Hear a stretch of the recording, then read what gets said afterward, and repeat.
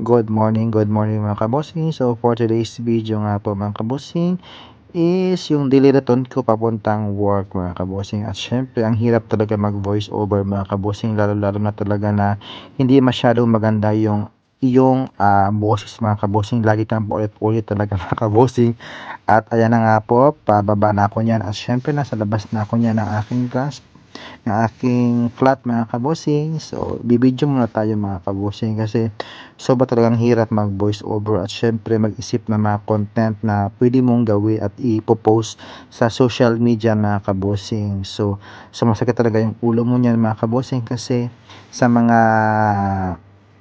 kuwan po dyan mga kabosing. At syempre ayan na nga po, papasok na ako yan sa aking transport mga kabosing. At syempre umupo na ako sa likod kasi inunahan na ako na sa harap na umupo yung kasamahan ko sa transport mga kabosing. Dapat doon ako na sa harap, kaya lang nasa likod na ako kasi nakaupo na siya mga kabosing. At syempre binidyohan ko muna yung World Trade Center na sikat sa bansang Bahrain mga kabosing, sa Manama yan mga kabosing. At syempre bibidyohan ko muna yung aking sarili mga kabosing na sobrang antok at pagod yata at sobrang haggard yung mukha kasi mukhang inaantok pa talaga dyan. At kasi 30 minutes ba naman yung nakaupo ka dyan kung saan saan nagpupunta. At ayan, pababa na ako ng aking transport at ayan, nakasabayan ko si kuya ng India na sa work, dyan din nagwo-work sa Liwan Hamala sa may Hallmark mga kabosing. At syempre ibibidyo ko muna yung place kung saan ako nagtatrabaho sa Liwan Hamala. Sa sobrang ganda nito mga kabosing na